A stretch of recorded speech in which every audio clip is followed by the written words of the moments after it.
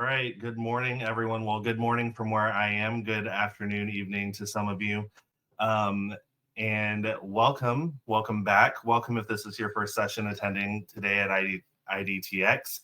And welcome back for those of you who just hopped in from maybe some other sessions that are going on. So today we are here with Kristina Rogers, and her session today is called Taking Flight on Learner Success, a new learner-centric approach. So we're all looking forward to this, Kristina, and welcome.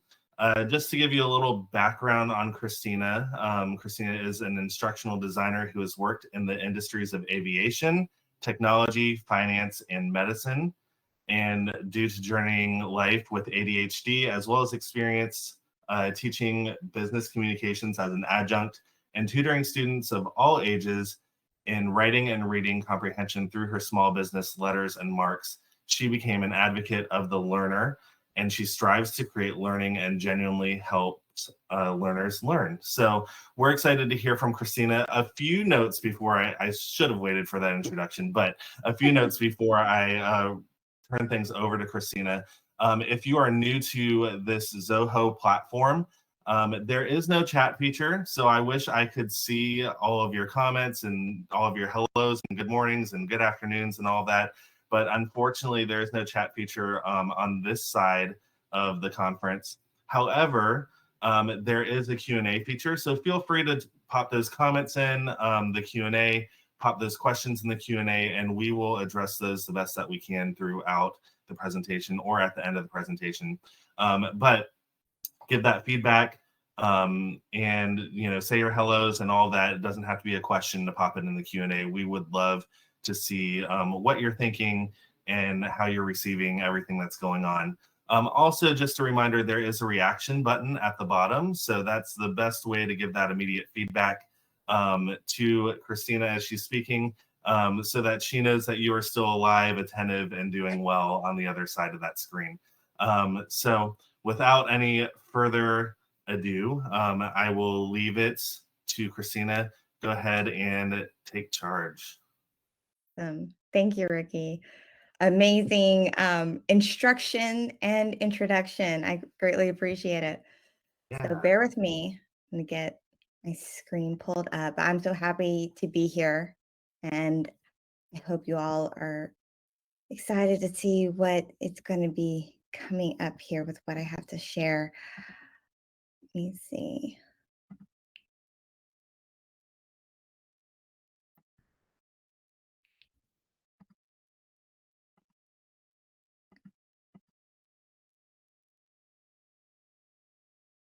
I'm hoping I don't have any situation like, there we go, with Lauren yesterday. Sorry. Okay. Is it sharing? No, it's not.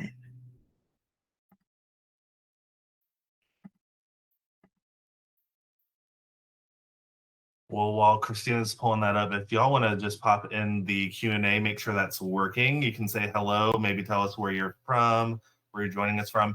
And I didn't introduce myself. Of course, it says that I'm Tom McDowell. I am not Tom McDowell. I am Ricky.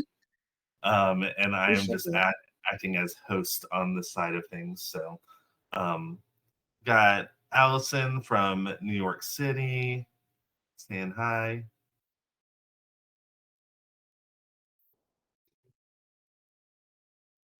Lisa's here from ELB Learning in Cincinnati. Oh, and we might have lost Kristina for a second. See if she comes back. Desiree from Texas, hello, welcome.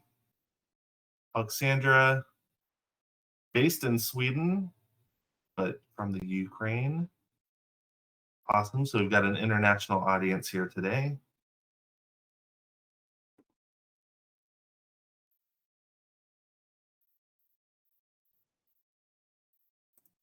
All right. Hopefully Kristina is able to hop back in with us.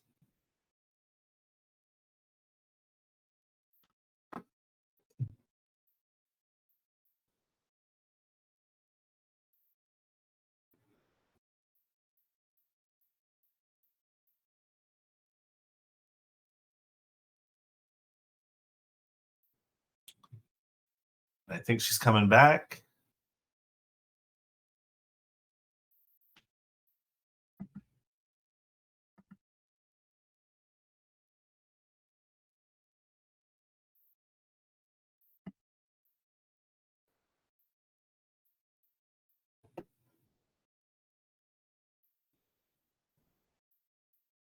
Ricky, can you hear me? I can hear you, yes. Okay.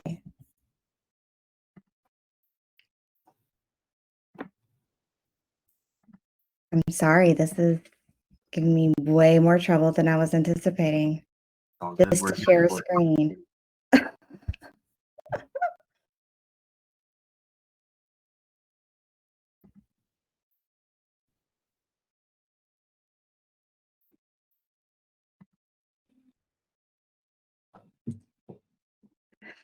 Oh, it's not letting me. Okay. I Okay, feel like Lauren from yesterday. I may have found it. So, and I'm hearing an echo. Try it again. Oh, an echo. That's great. I may have to send this to you.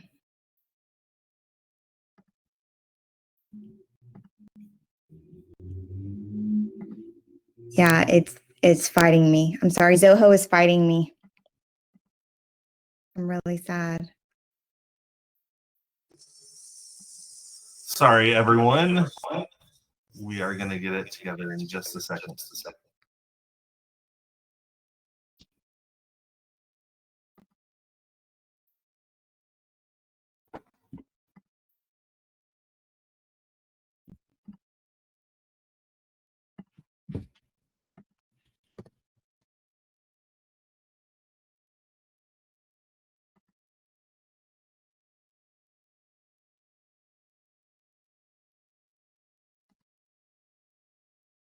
No, Ricky, it's not allowing me at all.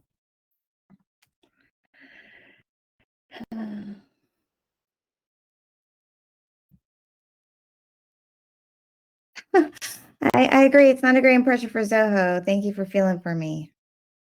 Because Lauren had issues yesterday too. Granted, it was bandwidth on top of that. So that's not the issue for me. I don't know why it's just not letting me. Let's see if this will work.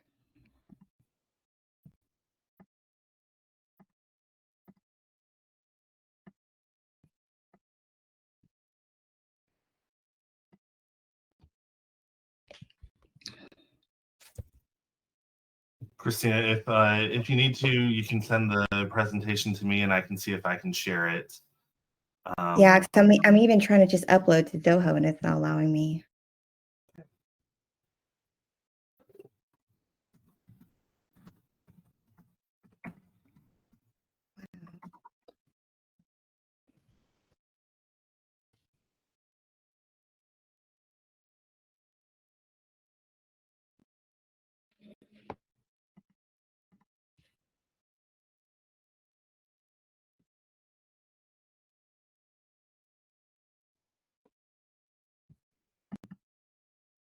Sorry, all.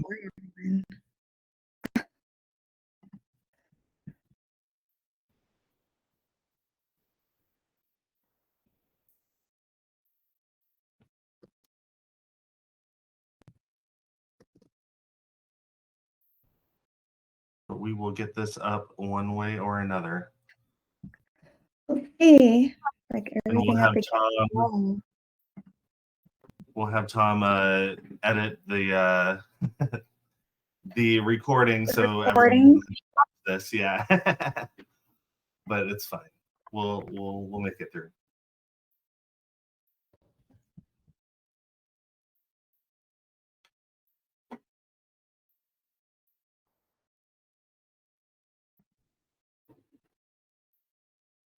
All right, Ricky. We'll see if you get it on the other side. Okay.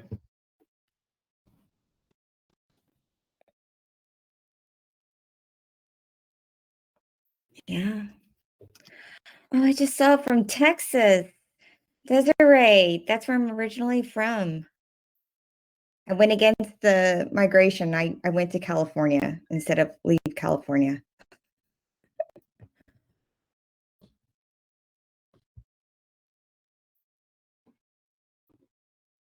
Wow, Alexandra, Ukrainian all the way in Sweden. Yes, Desiree, that's how I work here. Howdy. That's how I'm always to everybody. They always get such a kick out of it. Howdy, what are you saying? It's really sad I can't even get the camera on.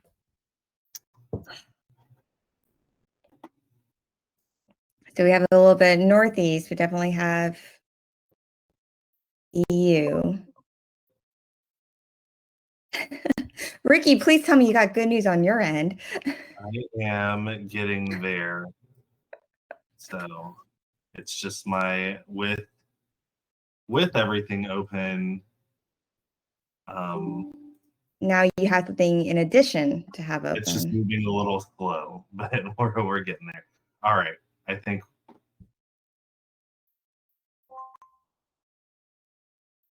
at the very least, if anything, I'll just end up talking. all There right. you go. How's that look? Awesome. That looks amazing. Great. Okay. I will turn it back over to you again, Kristina. So just let me know if you need anything. I will tell you, be like, hey, can you click to the next slide? You're going to be my Vanna White. Absolutely. I'm here for it. Well, I am so sorry, everybody. But technology aside, this is really I don't know what you want to call it, love language at this point of what it is that I'm sharing. So it is a framework. I like to look at it more as a mindset. And just to give the disclaimer, this isn't anything out of this world. This is not rocket science. I think it's more of something that we all have come to know or do. And I'm simply trying to articulate it as clearly as possible, keeping it concise, of course, which is always a challenge. But I believe that this is something that will navigate a version of how to connect and genuinely help your learners with whatever you create for them. So we'll get started. Next slide, please. Fantastic. Alrighty. So, of course, it's critical to know your audience and you got to gear for what you create toward that specific audience. There's no question about it. Next slide. You may even develop learner profiles, which I think can go to an extreme. You have to be careful of that. But regardless of such tools, I guess, to kind of help with that, what's the core, right? What is a learner? That's all it comes down to. And obviously, it's just anyone who wants to learn or needs to learn something, anyone like you or myself. Next slide. So why do we make this more complicated than necessary? It just seems a little outrageous, I think, at times. And the learner is a reflection of ourselves, right? Like I just said, it's basically you and me. It's just how we learn. But that is the question. How do we learn? To which, if you haven't looked at Lauren Waldman's session, I highly recommend you go back and check that out in a recording because she gets into that. This is where neuroscience can help us. It allows us to couple with our personal memories of learning, okay? Whether as a subject in school, instrument language, anything like that. But that's what can help us better understand our own learners. Next slide.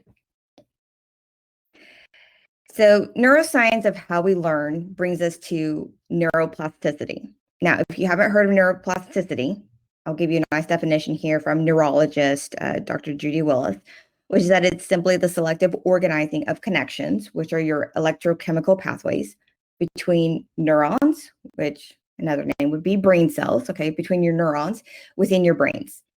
So depending upon the repetition and practice of what is learned, that pathway, which may have started out as a dirt trail, gains strength and size and becomes more of a busy freeway between neurons.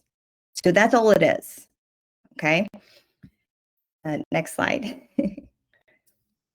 So these connections even adjusted connections, which I see as rewiring. You hear people saying, oh, you can rewire your brain, can happen regardless of age. Okay. Yes, there is a process of you have an excess of these when you're born, and your brain does its own version of pruning. I think back to even what Lauren was saying yesterday, they look like little trees, but they get pruned. And then there were studies back in the day that said, oh, everything that you learn is within your childhood. And when you get to adult, there's like, that's it. That's not true. There's been countless studies that regardless of age, you can continue to rewire your brain. It is simply connecting those dots. So making information connect between neurons, which create pathways. And the key here is that the greater you work on these pathways, so this comes from doing something over and over, repetition over time, that is what is going to allow you to wire your brain differently. Okay, so if you're not using certain pathways, what may have once been a busy freeway will become a dirt trail. You hardly use it. And maybe you have a new pathway of two other neurons connected, and that becomes the busy freeway, and it overtakes what was the dirt trail. Okay. If you're ever asking in here, why are you talking about this? What got you interested? And the bigger case here, why are you an advocate for the learner? That's my rally cry, if you will. This is what it is. What you see here are brain spec images of my own brain. On the left side is studies of me when I was at rest. And on the right is when I was actively working on puzzles. So I have ADHD, and this is proof of that. And so this is what has sent me on this journey to learn more about why is it that I learn differently. I cannot be the only one on the planet who learns differently. So therefore, how do other people learn? And why do they learn that way? And why are we not incorporating that into what we create, which is, I think, dire and critical. So that's my, I guess, starting point for why I'm doing what I'm doing and why I'm sharing this with you. Intelligence is malleable. Okay. Brains can be rewired, and don't just take my word for it. My favorite book, and I promise I really believe it was a God situation. I landed at the library, which was The New Mindset for Success by Dr. Carol Dweck out of Stanford. That's where you got that coined term, growth mindset. It stems from her research. Okay. And so growth mindset is what she calls improvement of neuroplasticity. You're proving that the brain can be changed or rewired. But I mean, it comes from a mindset and understanding of that and not being held back, which is what she calls fixed mindset. All right, next slide, Ricky. So this is just the beginning. You can definitely dive in far further. Again, I can harp back to Lauren. Go check out her work. She'll dive you deeper into it. But for me, this is the foundation to work with here. Okay. For me, I deem it a sacred foundation, if you will. I say this because the understanding of how we or how you learn is critical knowledge to have before moving forward. This is also the starting place for learner advocacy. We as designers and developers need to live out this understanding that what we do holds great value and impact, positive or negative, on the learner. The learner is the center of our universe. If we have no understanding, and I will emphasize here, no love to protect this understanding, to protect how our learners learn, then there's really no meaning in what we do. If you're in this role solely for a paycheck, this is not for you. I liken this very much to how a teacher, and I would emphasize at this point, because I do tutor and I've come across teachers that really shouldn't be teaching, but for really, really good teachers that are out there, they're definitely not in it for the money. Okay. And what they do is they hold in high esteem, they love and care of growing their students into something more. And That's what we need to be doing. We need to hold in high esteem our learners. We need to have that same understanding of love and care for growing them into something more. Okay, so that's where that emphasis needs to drive to create learning that genuinely helps them become better. Next slide, please. There you go. And so with this understanding, now that we are applying this foundation to build upon it, we have the next piece, which if you can hit next, there you go, is looking at our audience, which no surprise, right? We all know how this works, I would say probably from this point. All right, next slide. All right, so the example I give here is if we know our brains learn creating neural pathways, which become stronger, emphasis here over time, then I keep this at the back of my mind as I learn about my specific learning audience. And I'm using airline pilots as an example. So we keep the neuroplasticity thing in mind. We understand, okay, we have to create and help them create neural pathways.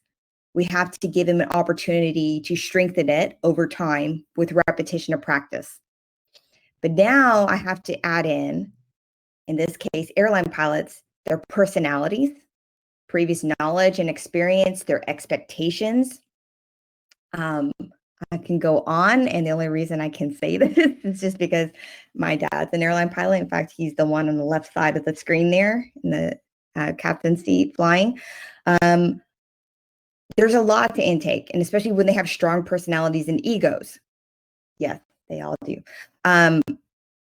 That has to be accounted for. Okay. And so this is the part where you're questioning not just who they are, but what are they doing presently? What do they need to learn how to do next? Right? What do they already know? And what's critical that they need to know where they can immediately apply that information. Next slide, please.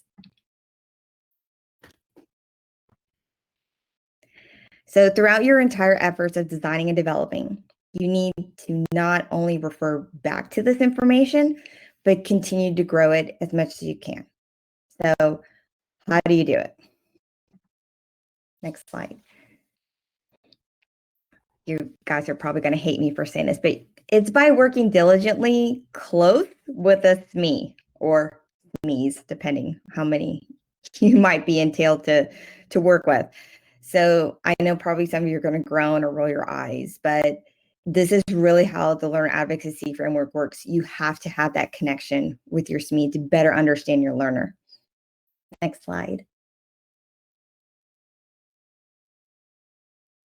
So you need to visualize yourself as someone who gives a voice. Okay, that's the learning you create, is the voice. To the voiceless, which in this case would be SMEs and learners. You're the expert at transferring their knowledge into strong communication that genuinely teaches those who need to learn that learning, but they're the expert of that particular knowledge. Next slide. So I will go back to the airline pilots. No doubt they know their aircraft, instruments, aerodynamics, physics, weight and balance, etc. But they don't always know how to communicate that effectively in the way of learning. Even trickier when much of their knowledge stems from personal experience, but we work with what we can, right? And one of the things I have to say I've learned with pilots, which I think is funny, is their willingness and desire of storytelling. Now, don't get me wrong, storytelling is a fantastic way of learning. In fact, it is the most proven, effective form of communication regarding human beings on planet Earth. I mean, it's just historically the most accurate because that's what we did for generations upon generations, right? With passing information through storytelling. So narration is great, but sometimes pilots really love their stories. And again, I can totally get away with this because of my dad. But they put in a lot of superfluous information that goes way beyond what's needed for context. And so when you have a situation like this, or even if you want to say on the flip side, come to think of it, if it's on the other side of the spectrum and you're not having enough, that's where you come in as a learning expert, right?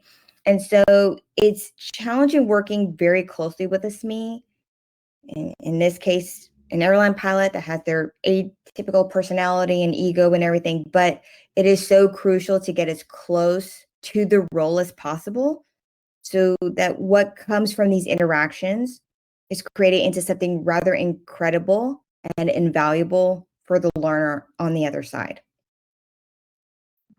Next slide. So as you work, you continuously do your best to put yourself in the learner's shoes.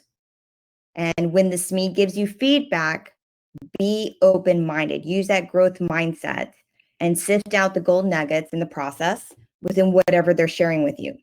Now, key aspects here when you're working with them, okay? I know that you're probably like, I just need to focus on getting what I need from them and call it a day, and then I will put it together. Yeah, that's very true, but you need to be looking beyond that. You need to pay attention to their perspective. What are they saying, but how are they saying it? Pay attention to the word choices that they're using to express basically their perspective of things. How do they see the world? Okay. And this is going to give you a lot of insight of how the learner sees the world. And that's something you need to take into account because it's going to affect how your design is going to be perceived. Are they really going to understand what's trying to be communicated to them, or because of how their innate, ingrained way of view of life, they're not going to pick up on what you think should be picked up or how it should be picked up. Okay. So we can't control the mindset of our learners, our SMEs, but we can make adjustments of ourselves. That's what we have control over. So that way we can accommodate and make sure what we create is genuinely helpful to them. Next slide. All right, so as you continue to build upon knowing you're a learner and doing what you can to create for them, to genuinely help them, obviously take into account their perspective and knowledge like we just talked about. The last piece, ages. We like that ages model. All right, next slide, Ricky. We're gonna have to click one at a time. Yeah, there you go, attention. So attention has to do with the learners paying attention, okay, which they keep wanting to say that, it's 20 minutes max. I think it's far less. I'm sure I've lost many of you just yakking here because of the fact of social media, right? Let's be honest. Attention spans do not last very long at all. So this is something you need to be taking into account with whatever you're creating. I really believe that this is where chunking is really important. And if you haven't heard about chunking, it is simply just bringing together a group of information of a bigger piece, right? And getting that down first before you move on. My best analogy that I come up with, and this is back to my dancing days, my example here is that rather than learning the choreography of a dance routine for a whole 3-minute song, you instead learn the first 2 counts of 8, get that choreography down. Then you'll probably learn the next 2 sets of 8, get that down. And then from there, you're probably going to go over the first 4 counts of 8 all together. And then from there, probably add another 2 and 2 and so forth. So that's a form of chunking. Obviously, with what we do, it's information, not dance choreography, but you get my point. All right, next one, generations. Kristina, I just want to let you know that Desiree laugh out loud. I'm dividing up for learning into 2 minutes. So definitely have some people identifying with you there. Yes, cool. Thank you. Nice to know we're not alone in this. All right, generation. So this is, don't let the terminology throw you off. It threw me off for the longest time, but I see this as you're generating connections between those neurons, right? Those points of information to start creating up pathways. That's how I see it. So learners retain better when you have connecting new concepts to existing knowledge.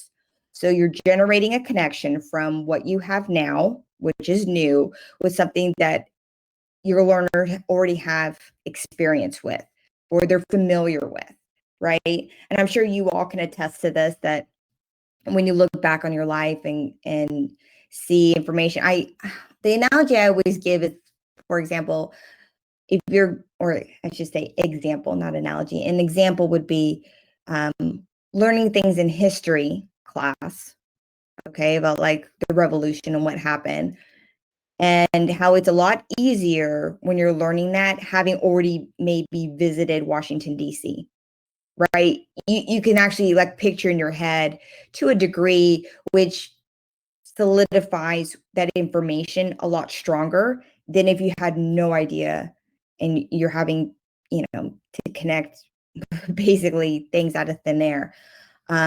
This is what a lot of what we do we talk about has to relate. Your learning should relate to things that the learner's familiar with. So that's what generation is. All right, next one is emotion. So learners obtain information stronger when positive emotion is present in the learning process. This is also should be like a no-brainer, but unfortunately that's not the case. Sometimes emotion doesn't even occur, right? Eyes glaze over. All right, I'm going through this compliance training. I don't care. I'm very neutral. Not helpful. So we need emotion to rise. Positive emotion is preferable. Obviously, learning can still occur to a degree when it's negative emotion. Think back to your past. How did that pan out?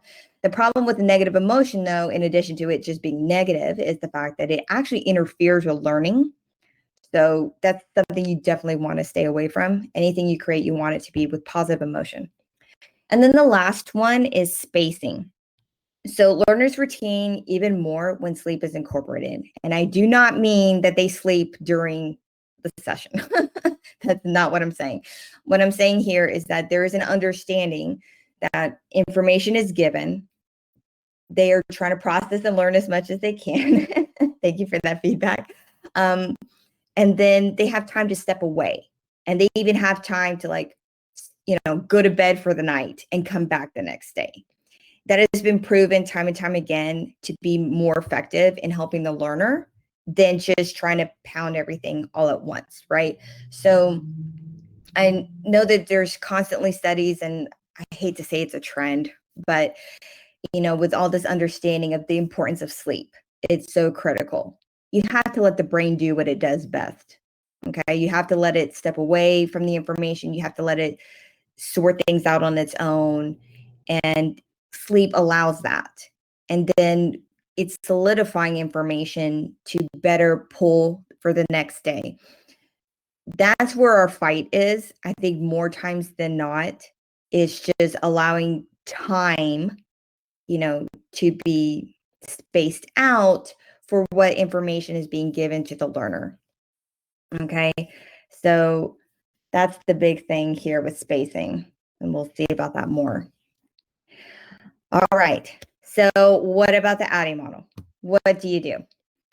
Well, again, we're continuously building upon adding layers. Okay. This is how the framework works. This is how the mindset works, however you want to call it.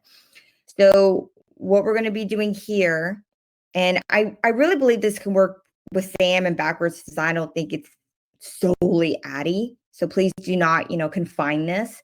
But essentially what you're doing is just keeping the ages model, up front in your mind as you're working through ADDIE. So as you're analyzing, for instance, a learning request, whether it's best resolved by a process change, job aid, in-person workshop, e-learning course, whatever, you should be contemplating also how attention, generation, emotion, and spacing, can't talk now, can be accomplished. Okay. And that's what I'm trying to show you here. This is getting heavier, and I apologize for that with the layering, but this is just a constant flow. So am I asking you to do more work? Yeah, betcha. Sorry. But here's the thing, like everything in life deemed worthy, you have to go all in. What we do isn't for the faint-hearted. You're either all in for the learner or you're not. And if you're serious about calling yourself to be charged in taking care of the learner, this is simply what needs to be done. Next slide.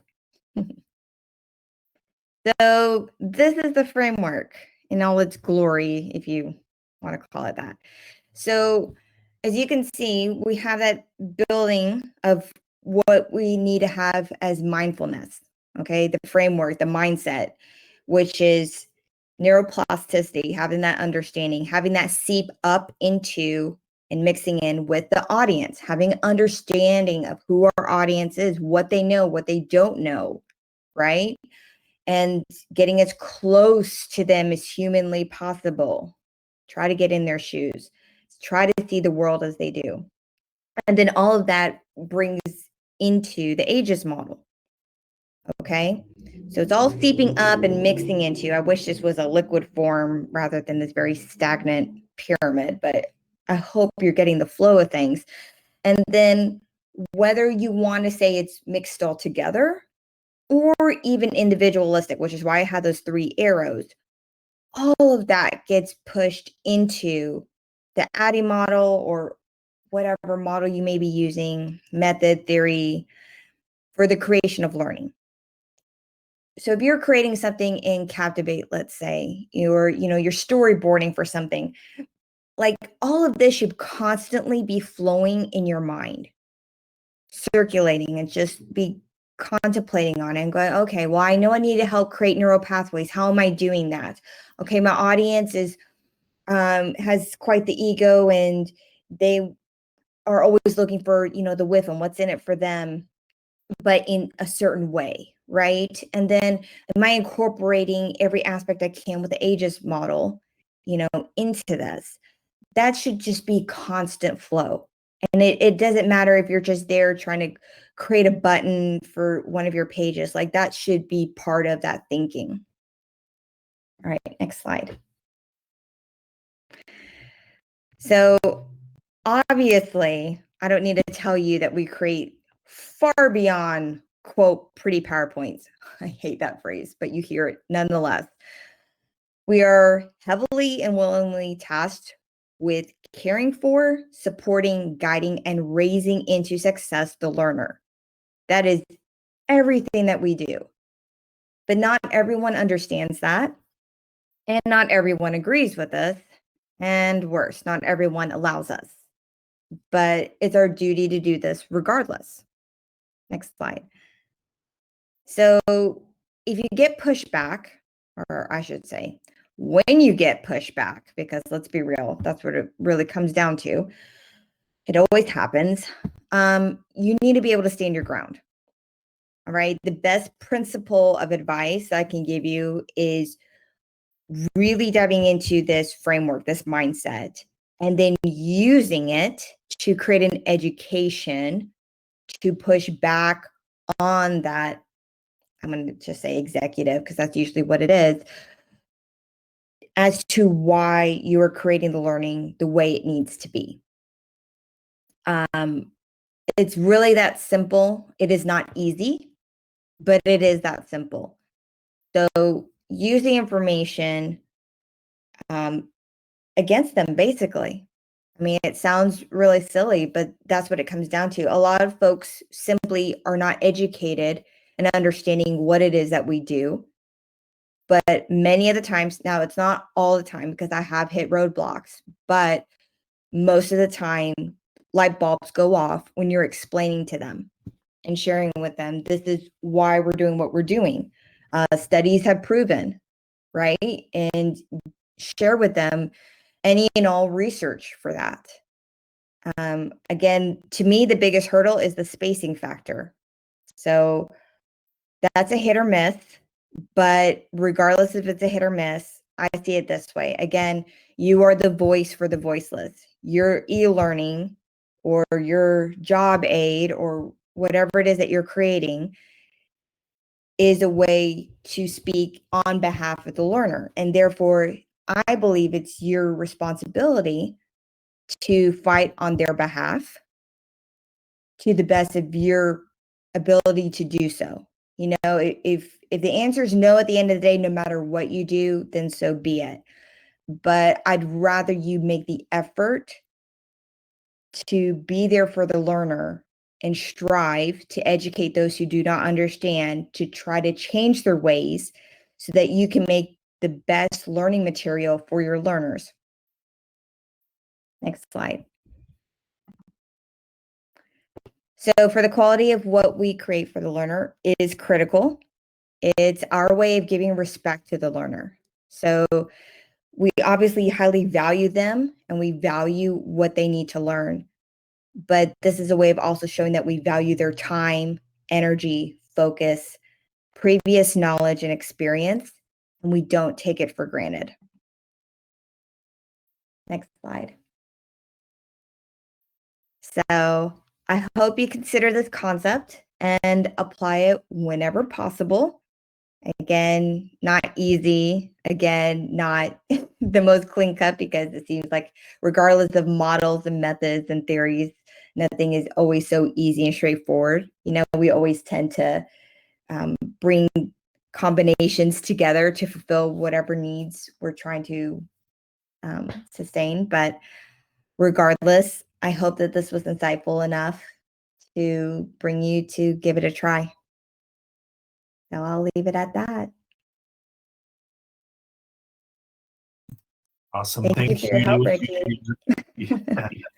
Sorry, I know that my audio is echoing, which I'll try to figure out what's going on with that. But thank you so much, Kristina, for sticking through with all of the technical difficulties. I know we can't see you right now, but great information and great presentation. So we definitely thank you for that. Just a reminder to all attendees, back in the hop-in, you will see that if you hit the sessions button, there is a room where you can meet speakers. There's another room where you can network. I think Kristina is planning on making herself available in the speaker room for a little bit after the session. But I think we have like 1 minute left, so I'll just leave it at that, actually.